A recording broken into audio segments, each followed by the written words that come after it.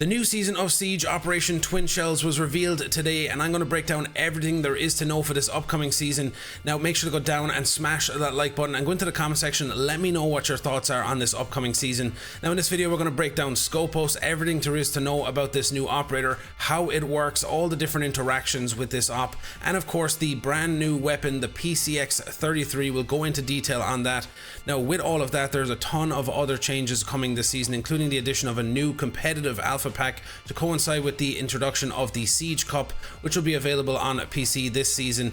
And then of course there's a ton of new UI upgrades for the after report screen, including MVP and player recap. We'll also break in all the different balancing changes for Solus, Nook and DoB, and of course we'll talk a little bit about the new anti-cheat. So without me talking more, let's dive in and get started.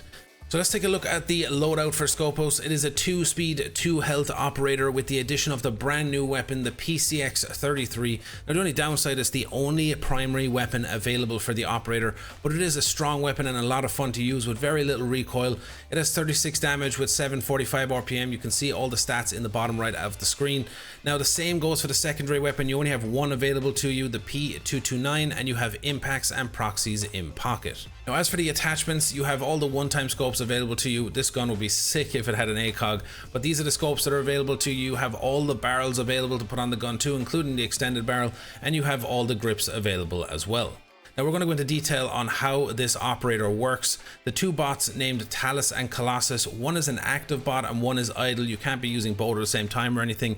You're just able to use one and then place another one in a different location. As you can see, I have mine near to site here in the connector between the two bomb sites, and then you can play off site with the other bot. So you could be playing off site and maybe the attackers are pushing into the site and planting the diffuser. You could be off site and you can immediately switch over and transfer to the other bot.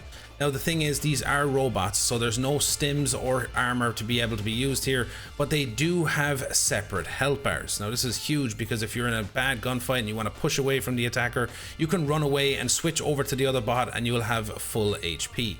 But the other side is that you can switch onto the idle bot and use it as a cam, so you can be keeping an eye on the site while you're roaming, and then if you hear someone on the site, you can switch over and enter into the gunfight.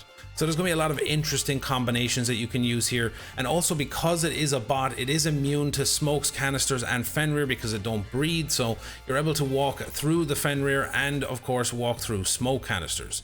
You'll be able to see what I mean here by having two separate health bars.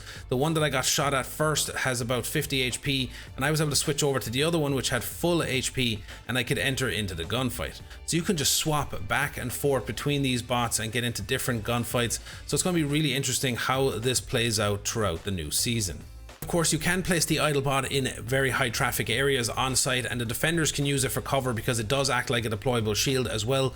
But we're going to take a look at some of the interactions that take place here. So a Brava drone can actually hack the idle bot, and what will happen is it'll begin to overheat. You'll see it starting to turn bright red, and if you don't transfer over to the other bot and cancel that overheating, it will self-destruct and be destroyed. So you have to be careful and watching out for that, seeing those notifications on the left side of the screen, knowing when your bot is under attack. Now EMPs will deactivate the idle bot. You won't be able to jump on it and use it for intel as a cam, and you won't be able to transfer over to the bot. Now if you get EMP'd on the active bot, it will not do anything except put an effect on your screen, as the active bot has a built-in EMP dampener. So this is a really cool effect that you can see on the screen here, but it doesn't really disorientate you or distract you, but it is an interesting thing to notice when being EMP'd. Now another interaction is with Kali, and of course explosives will destroy the shield and eventually destroy the idle bot as well. But with Kali, if she uses her ability, it will just destroy the shield, but it will leave the bot sitting on the floor open to being shot by the attackers. You can see here it destroys the shield and leaves the bot just sitting on the floor. Now what the interesting thing about this is that you actually get two shields. When you swap over and switch out to the idle bot, another shield will appear, so you do have two shields for the bots. You can see then when you switch back, it doesn't have any shield left if both of them have been destroyed. And like I said a few seconds ago, ash charges, grenades will also destroy the shield and potentially the bot. And we're going to take a look at the brand new weapon in the game, the PCX-33. Now, I talked a little bit about its stats early on when we were going through the loadout.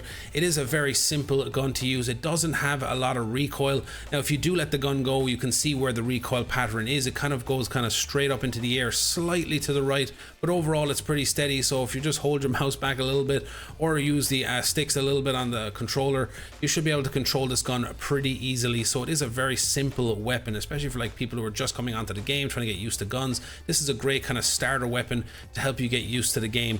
Now, of course, if this gun had an ACOG, it would be disgusting, but it doesn't. But it's still a great weapon to use, and the fact that it is the only primary weapon available to Skopos, you're going to want to get used to it if you are willing and wanting to play the new operator. And we're going to move on, and we're going to talk about some of the anti-cheat changes that are coming. Of course, the game has been riddled with cheaters over the past few months. It's been an absolute mess, so they've had to really up their game and try and add new upgrades to help combat cheaters. So they're added this new thing called binary hardening. Now, binary hardening basically means that the game files are constantly chopping and changing around the game, make it very difficult for like cheat companies to come together and make new cheats for the game. So hopefully this will be a new good addition to the game to help stop those big cheats being released. Now, with that, they're also attempting to have a faster turnaround on bans. They're at about 12 hours, they said. Right now they're going to try and lower that even further. They said they've expanded their anti-cheat team to be one of the largest in the world, so we're going to want to see if this is really true, because of course this season was an absolute mess. So I'm hoping that there will be a better improvement with this new season.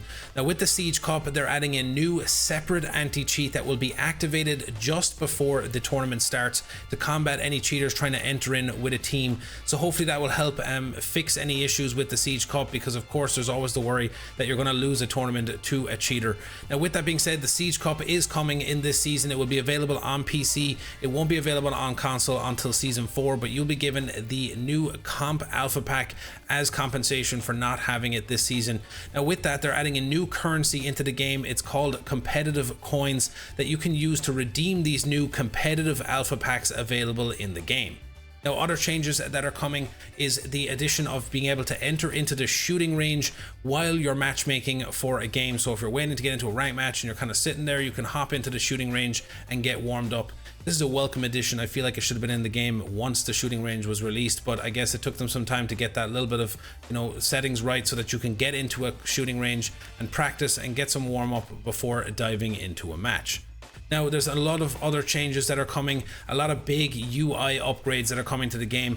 This is with the after action report screen. So after a game, there's going to be a new screen where you can pick and have a drop down menu pop up that can tell you which person you want to commend. You can click on them individually and select what you want to commend each player for, and then it will move over into another new screen called the player recap. Now, in the player recap, it's just a much clearer showing of all your stats from the game, your rank, your alpha pack percentages, your battle pass points, and of course any objectives or challenges that you have completed. This is a welcome addition, and with that, they're making a huge overhaul to the reputation system, which you'll see a lot more of in the new season, as they felt like it fell short of expectations. Now we're going to move on and take a look at more changes. They're adding a new cover section to the shooting range to help you with practicing on people peeking out from behind half walls or behind walls. So it's a really welcome addition and much needed to be added in. Versus AI will now be able to be played on defense, which was another thing that we were waiting on. So I'm glad that you can do that now. It's great for new players to learn how to play on defense against attackers. And then, of course, with the trend of 1v1s being huge, they've added a new 1v1s custom setting where there's 2 available options for short or long 1v1s. Now, one of my favorite changes coming this season is the upgrade for drones, where you now have the ability to boost your drone and go much faster than you used to before. Now, this is going to make it much better for you to avoid defenders and get your drones into good positions. Now, you get 3 boosts. It kind of works like Maverick's blowtorch, where you're only using up that bar on the bottom right of the screen if you're actually pushing the button to activate the boost. So you have a ton of boost in pocket to work with. So it's a really great addition to the game. So moving on to some of the balancing changes coming this season, we're going to start off and take a look at DoB's change. Now, it's a very simple change. There's not much to it. It's just that before you used to have 2 calls at the beginning of the round, you no longer have any anymore. You have 0. You can see it on the bottom right hand of the screen, and they now charge over time. So there's about 45 seconds between each charge. You'll get the first one, and then there'll be another 45 seconds between the second one. So this is going to kind of change how you play Dokkaebi. You can't just make a call very early in the round, just jump in and start pushing and clearing out roamers. You got to be a little smarter. You got to be a bit more meticulous with gaining intel before making that call and then pushing to make that final pick. So it's going to be an interesting change. I don't know how much of an effect it's going to have on Dokkaebi, but it'll be interesting to see how it plays out throughout the season. Moving on to Solus, more changes coming for Solus, and again, more nerfs. So the way this works now is that that little small section in the middle of the screen is only where you're going to be able to see any devices. And even then, when you're using that little middle part of the screen, you actually don't know what that device is. So they've added this thing called overclock, where before you used to that wide scan to see anything in the area, this will now be what you'll use to reveal what that device actually is. So it's another big change for Solus. And on top of that, when she uses that overclock ability, it will give a notification to the enemy team that Solus is using that overclock. So you'll have an idea that she's in the area, she's scanning you, and you'll then know whether to go and plant a diffuser and be aware of her location. So it's another nerf and another big change to Solus, so we'll see how that plays out in the new season. Now, Nook has had a change as well. This is an interesting one. I don't know if it's enough to have people playing more of her, but basically, instead of it being a time-based ability, it is now based on your movement. If you're moving slowly or standing still, you can see that the bar is not moving, but as soon as I get into a gunfight and I start running or walking, that bar starts to go down.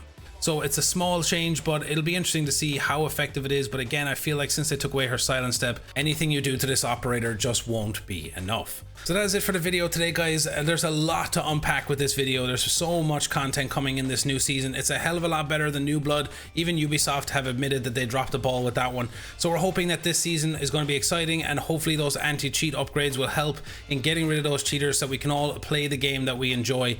But if you want to go down to the comment section, let me know what your favorite thing that's coming this new season is. It enough? And if there's anything you want to see on the channel in the coming weeks, make sure to hit that sub button and the notification bell so you know when I upload my next video. And of course, smash that like button. Let's aim for 500 likes on the video. But until next time, I'll talk to you in the next one.